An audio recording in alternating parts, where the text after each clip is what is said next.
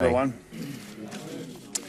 In January, our first week that we were sworn into office, the president asked for an increase in the debt ceiling, and I made clear at that time that there would be no increase in the debt ceiling without significant cuts in spending and changes to the way we spend the American people's money. Shortly after that, I was in New York and gave a speech and outlined that I thought the spending cuts should exceed the amount of the debt limit increase, and there should be no taxes as part of this agreement. And when you look at what we've been able to achieve, we've met those two standards that have been outlined. I've been very consistent that it's time for America to deal with its spending problem and deal with the fact that we've made promises to the American people that our kids and grandkids just can't afford. In addition to that, we've worked with our members and listened to the American people who have a real interest in making sure that we don't get into this spot again and that we ought to have a balanced budget amendment to the Constitution. And I think if you look at the structure of the balanced budget issues in this agreement, it gives us the best shot that we've had in the 20 years that I've been here to build support for a balanced budget amendment to the Constitution to put the kind of fiscal handcuffs on this Congress that are sorely needed.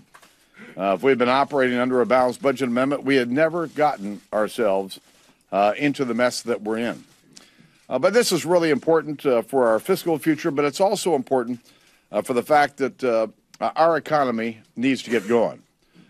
Beginning to take steps toward fixing our fiscal problems will, in fact, provide more confidence for employers in America, the people we expect to reinvest in our economy and to create jobs.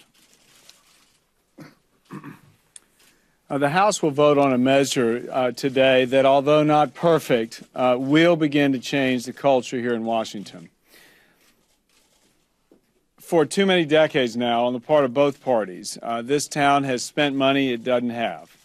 And by sending to the Congress this year 87 new Republicans, the American people have actually changed that and have changed the direction of this country.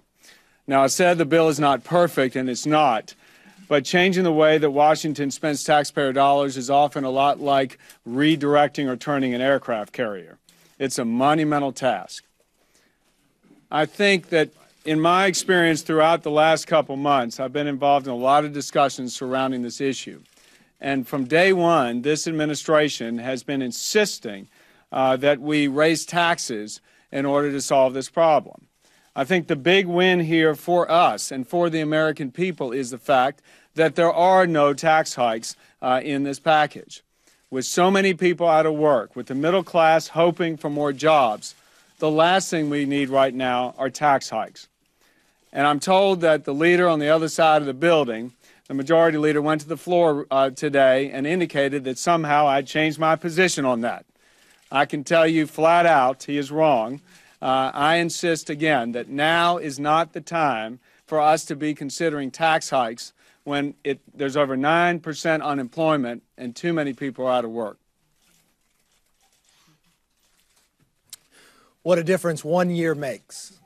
A year ago, Washington thought that it just needed more spending, thought that they needed more government. After the election has been a fundamental change. Now Congress is opened up, transparent.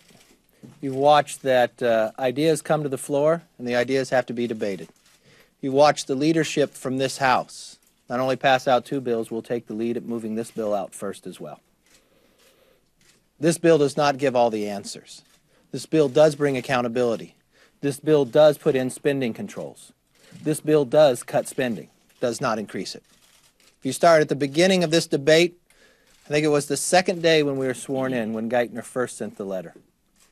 They wanted just to increase it 2.4 with no cuts and nothing else. We are at a crossroads. This is a fundamental change for this government. This is a fundamental change for this country, but it's only a start. After we pass this, we'll come back the next day to continue to work to create the jobs through the small business that we know to move this country in the right direction.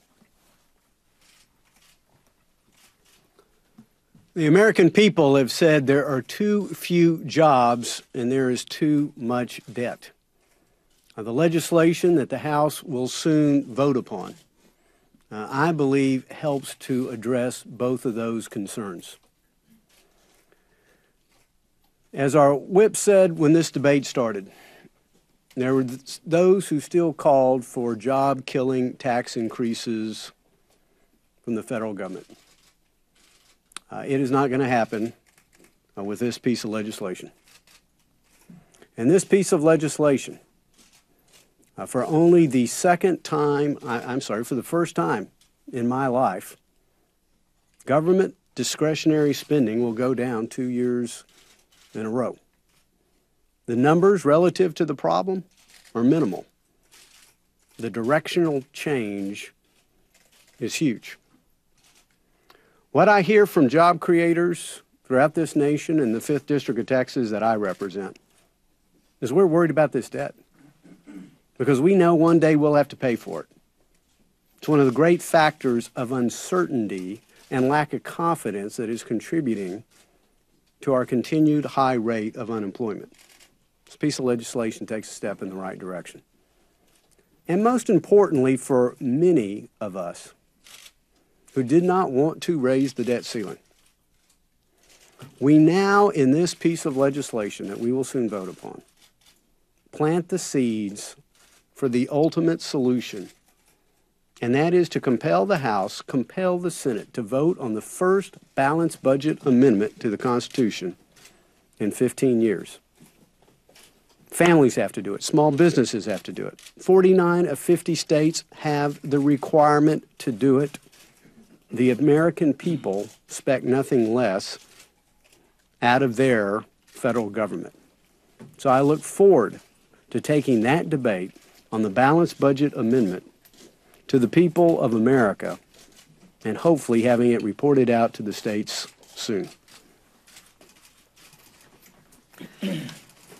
As I stand here, I too can't help but think about where we were a year ago when the Congress was passing record new programs and spending and approving record deficits. And today we've completely changed course, where we're debating now how much we can cut and what programs we can reduce.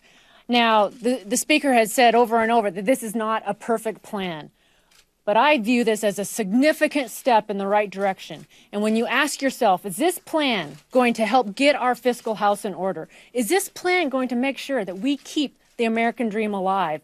I believe the answer is yes. I'm going to be supporting this plan, and I'm urging my colleagues, both Republicans and Democrats, to also support this plan.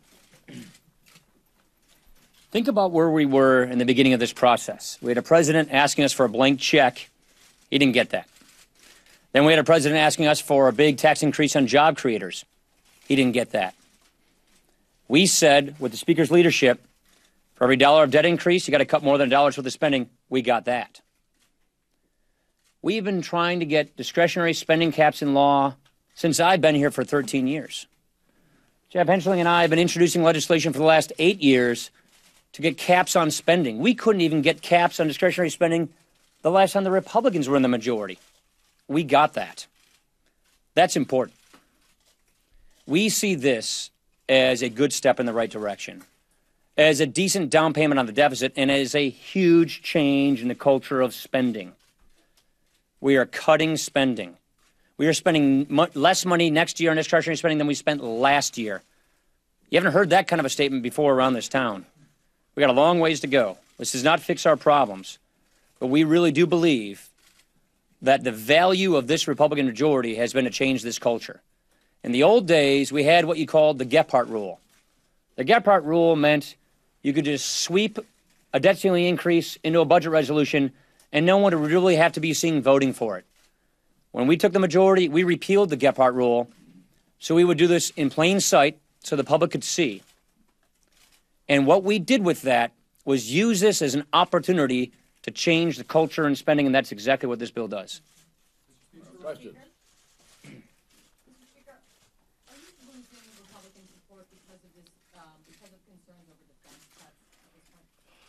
I just met with all the members of our Armed Services Committee. They clearly have some concerns about the defense numbers in this bill. But as I told them, this is the best defense number we're going to get. And frankly, if we don't pass the bill, it's pretty clear to me what will happen is the defense number will go down. And so I believe that many of our members from the Armed Services Committee will be supporting the work of the House. Mr. Speaker, Rita Pelosi left the caucus this afternoon, and she indicated that it's going to be on you to bring a majority of votes here in the House. She thinks that it's incumbent upon the Republicans to bring forward. You think that you've got it? Well, I would remind all of you that this is not just an agreement between the President and myself. This is an agreement between the bipartisan leaders of the Congress and the President of the United States. And all of the leaders have a responsibility, because they've all signed off on the agreement, to bring sufficient votes to make sure that it passes. All right, Ryan, go ahead.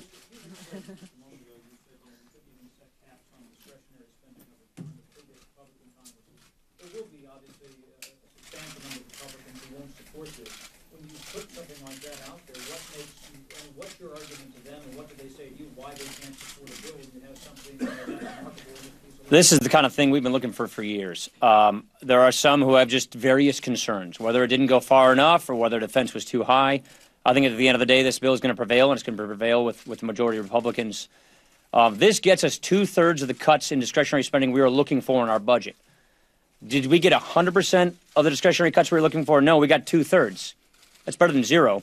I'll take 2/3 in my direction than anything else, and we're going in our direction. That's why I think most Republicans will support this. Do you think that's because, you say you got 2/3, if they want all or nothing in this? If that's You'll have to ask those who feel that way. What kind of guarantees have you gotten from Minority Leader McConnell about who the appointees will be on the super committee and what their views will be on the issue of tax reform and tax rate? Senator McConnell and I have talked about our appointees to this committee.